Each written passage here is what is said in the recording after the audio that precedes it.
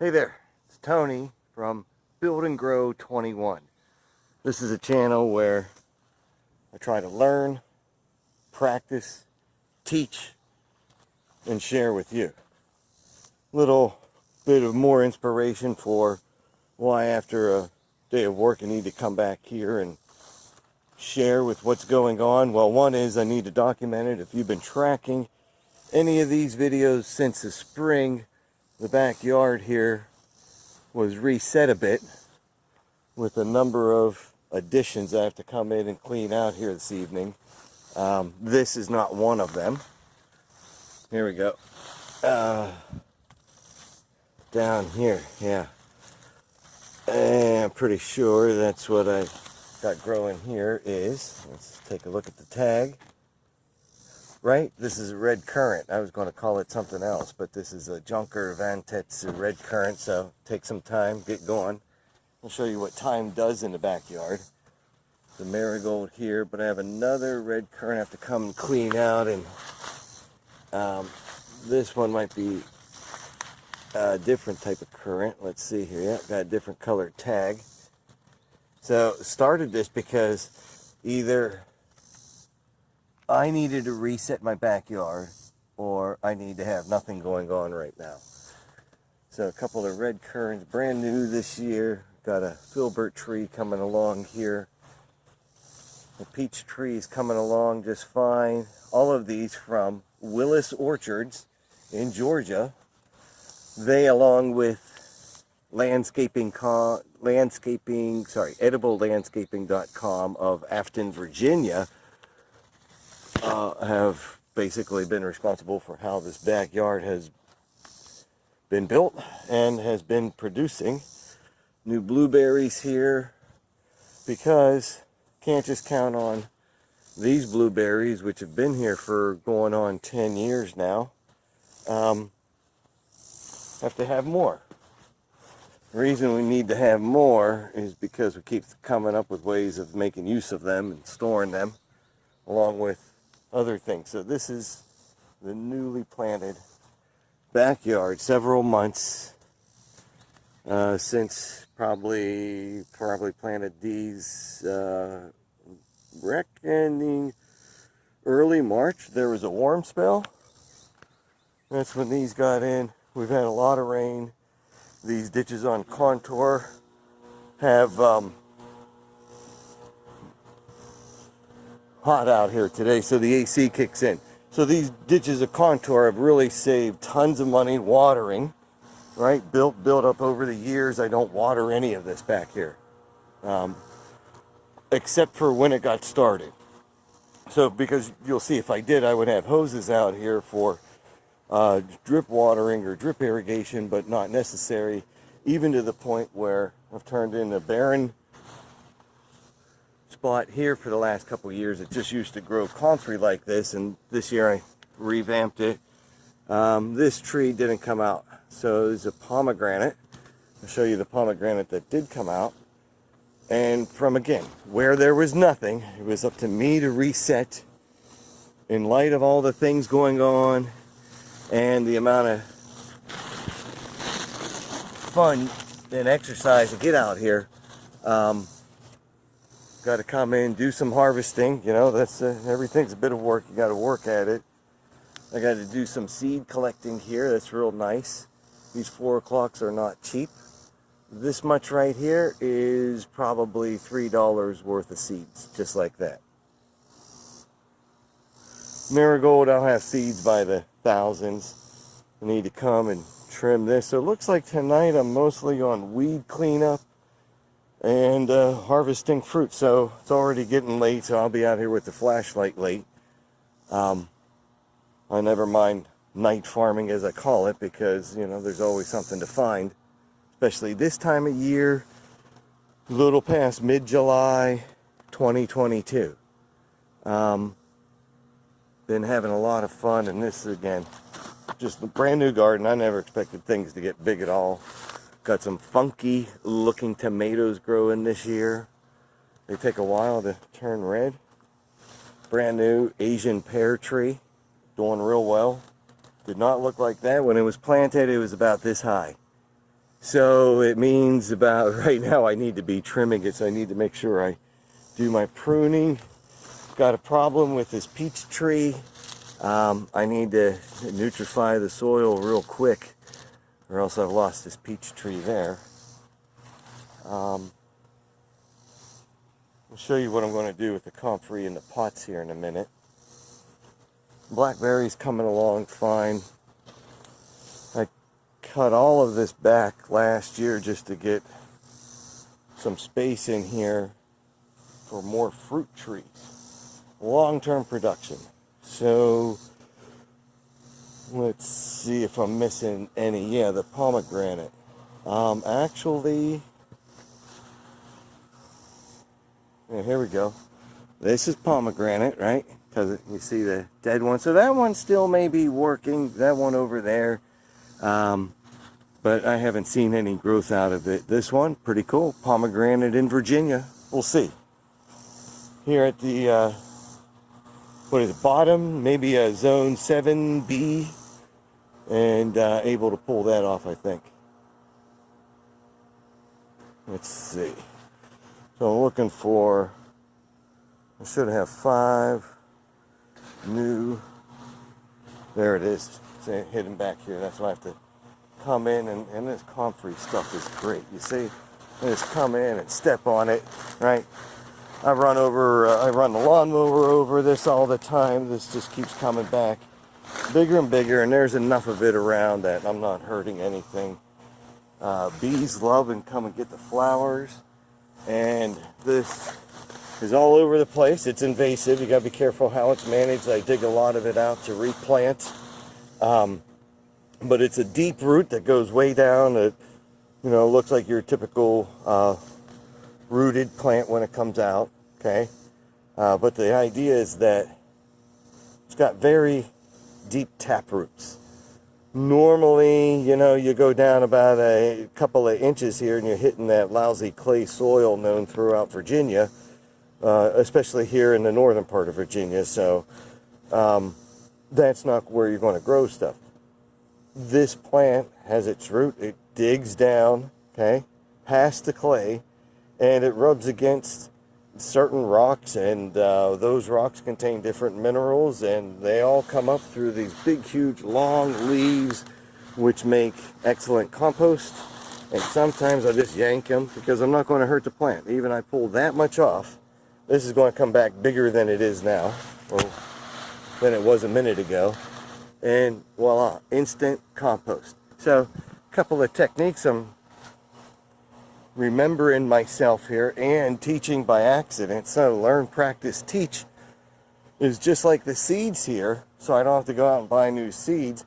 I don't need to be getting into a store and buying, or getting into a car, going to a store and buying questionable compost. I've got my own, and I'm only putting it there for right now because it's fun to do. It'll tamp down the weeds. I come in with a knife to make this nicer though, and I'll put more around the rest of it. And then these, I think when they die back a little more, I'll just come in, I'll harvest things that are laying on the ground, put them in the compost bins. And you see I got enough of it. Now that's just one section of the yard, as this is the, say, the more established section, right? And having successes and strange things and failures and more successes here. So in short, I don't want to talk about my peach trees this year. Kiwi I cut way back last year. This is really cool. Ediblelandscaping.com, thank you. Michael and team got the cool idea from them. I really had to cut that way back. It was hanging all over the place, and I thought I needed more space, so we'll see how well this will grow back. But it's a pretty cool structure, and it won't give me fruit this year because I pruned back quite a bit last year, so not worried about that. But close to 100-pound of kiwi sitting right up there. Hardy kiwi and easy pickings, but not this year. So through here, more blueberry, and then I wanted to reestablish some asparagus beds. So that's what I got going on right here. We've had tons of rain, which has been helpful. I've minimally, since this is more established, again, and it's stepped downward, you know, these ditches on contour, all dug by hand over years, you know, fill in nicely on their own, and then they just becomes one kind of spongy backyard over time, because behind these ditches and buried under here and under there and under there and under here are logs and all kinds of wooden structures from yard trash, right? And compost over the years have built these big structures here. I call them structures because they're just pretty impressive. So we've got gummy berry, Asian pear, and another gummy berry on the other side. And apple. Don't want to talk about what happened to my apples this year. And let's see here. Take a look. Am I robbed or not robbed? No, not robbed. So Asian pear are in here, coming along.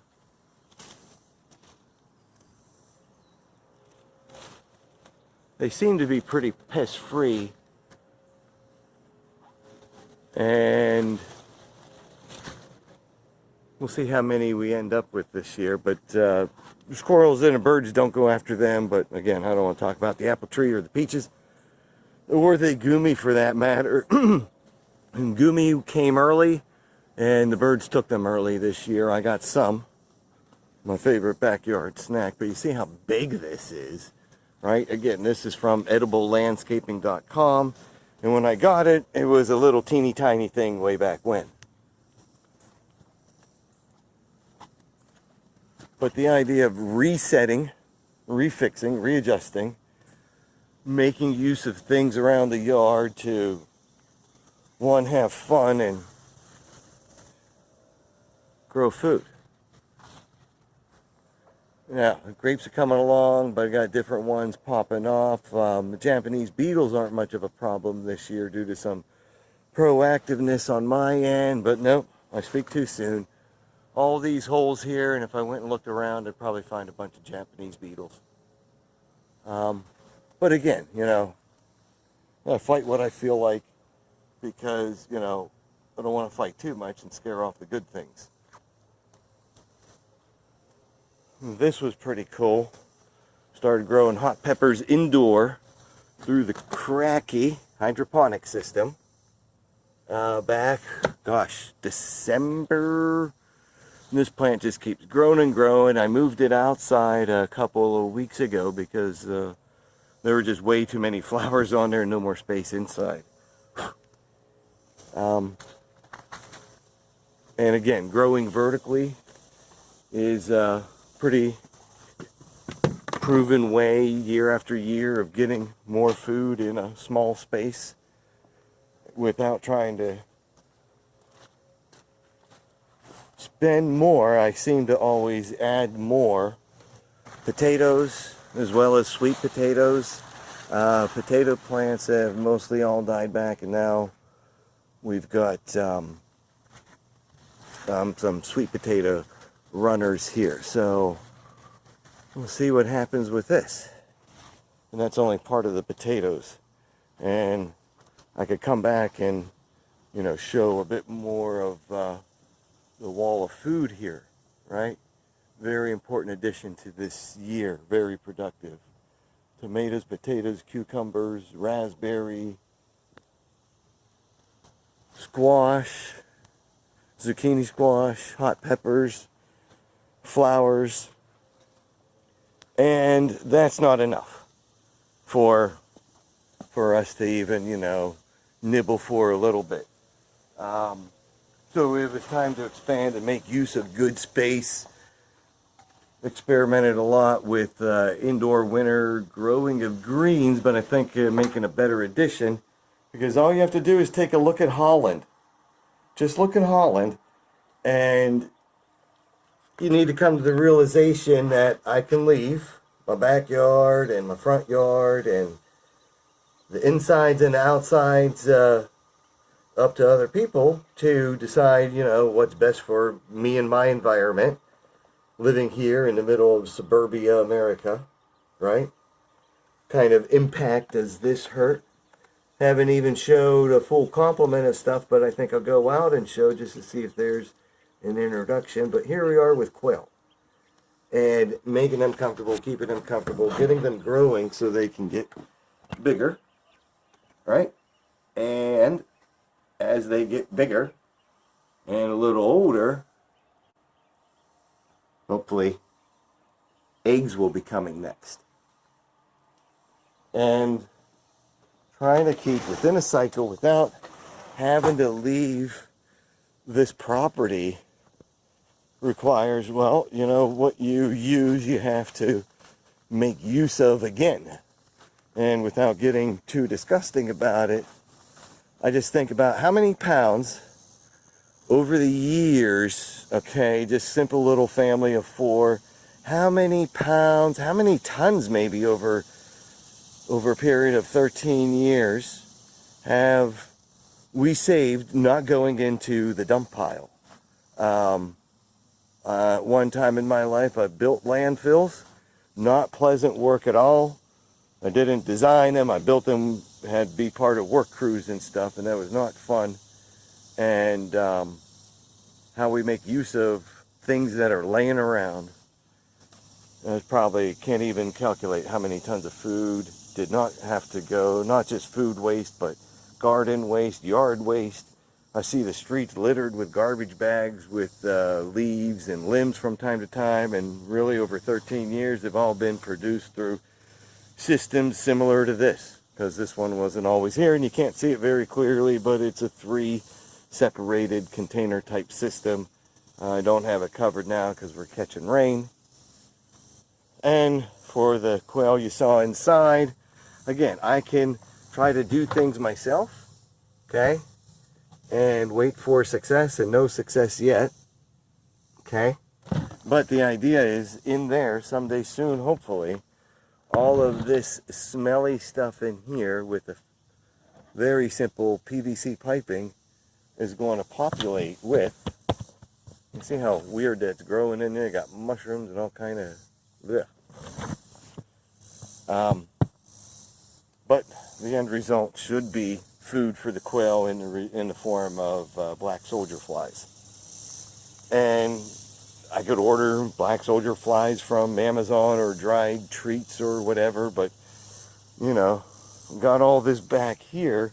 Doesn't take much to make a little bit of garbage, and we'll see what it draws in.